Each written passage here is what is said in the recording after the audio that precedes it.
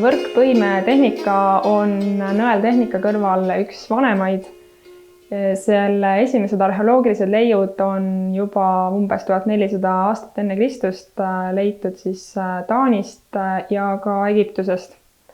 Ja Eestis oli võrkvööde kõige populaarsem aeg 18. sajandi lõpust kuni 1870. 80. Erinevad tehnikad, mis on Eestis kasutusel olnud, olid labane, diagonaalne, toimne ja erandjuhuna on ka kahepoolne toimne. Näide labasest, mis ristleb üle kahe lõnga. See pind on võrguline, teda annab venitada. Siin on näha labast võimet, mis on tumedalt on ühe lõimelõnga liikumine. Toimses põimes ristleb või põimub sama lõng ümber kolme ja diagonaalses jookseb sarnaselt punutud paltega, jookseb ta niimoodi diagonaalis selles pinnas. Hakkan käärima ühte tarvastu diagonaalset võrkvööd. Siin on 26 korda 2 lõime, ehk 26 on ülemises vahelikus, 26 on alumises.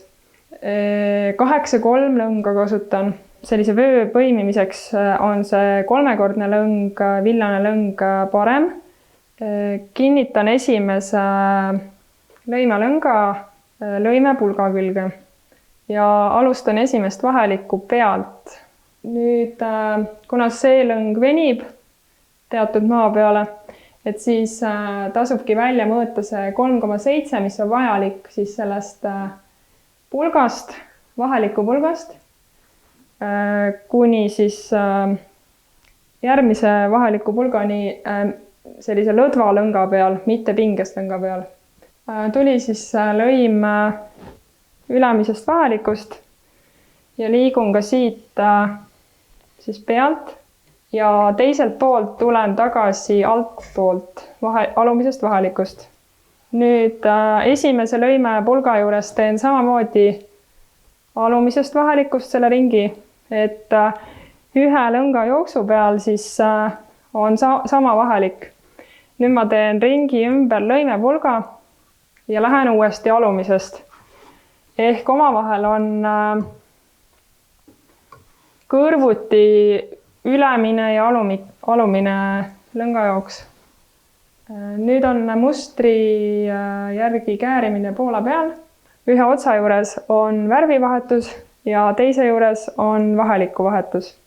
Võrkvöö põimimine toimub kahel erineval real, kahe erineva võttega. Niimoodi, et rea keskel liiguvad lõngad üles-alla, mis enne on ülemises vahelikus, läheb alla ja alumisest tuleb üles. Kokku moodustub võrgutaoline pind ilma koelõngata, ainult lõimelõngade omavahelisest põimimisest ja ristumisest. Siin on näha, kuidas üks lõng ristleb kahe alt ja kahe pealt, moodustades sellise võrgutaolise pinna, mida annab laiali venitada. Ja sama vahelik, mis tekkis siin ühes otsas, ma vean teise otsa, nii et vöö valmib korraga kahest otsast. Sarnaselt põimides liigun edasi, kuni jõuan keskkohani ja keskkoha põimimist näitan teise vöö peal. Siin on näha labases põimes võrkvöö ja töö vahepeal on kinnitatud need vaheliku vardad lisalõngaga. Vaheliku fikseerimiseks on sellised kas 1,5 või 1,25 vardat tavaliselt, mida ma kasutan.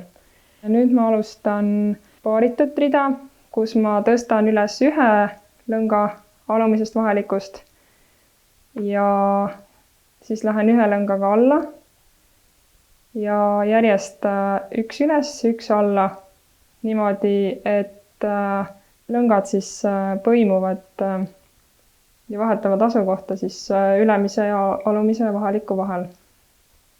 Nüüd on teine rida ehk võtted korduvad 2 real.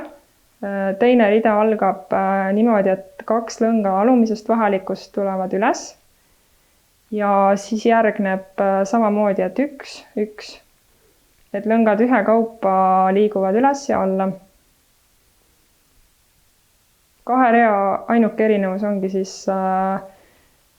rea alguses ja rea lõpus lõngade arv. Nüüd on käes see etapp, kus käsi enam hästi vahele ei mahu. Siis on abivahendiks näiteks selline jämedam varras, sukavarras. Ja pulgad ka, et nendega saab põimida näiteks. Kui teha nüüd aasaline lõpetus, siis selleks on variant kas korraga võtta siit 1 vahelik ja liikuda ringiga siis teisele poole, nii et mõlemalt poolt on aasad justkui heegelkett näha. Ja kui on aasaline lõpetus, et siis see tõmbab ka kenasti seda laiemat rida, mis siin viimasena jäi kokku poole. Nüüd näitan lõpetuse tegemist siin otstes. Igaks juhuks siis fikseerin selle viimase rea lõngaga. Nüüd saab need narmad siit lahti võtta.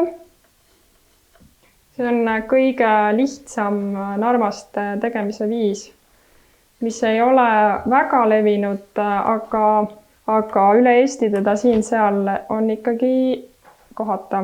Nüüd ma siis võtan need lõngaotsad, mis enne said siia sisse nõelutud ja siis koondangi ta selliseks tutiks, mille ma siis seon kinni sellesama punase lõngaga.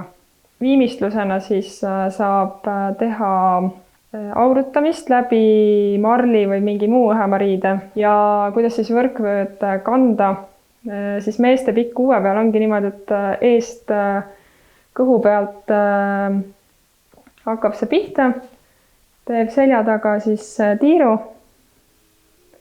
ja siis tuleb ette siia kõhule, et siis otsad jäävad ideaalis rippuma kuskil paarikümne sentimeetri ulatuses.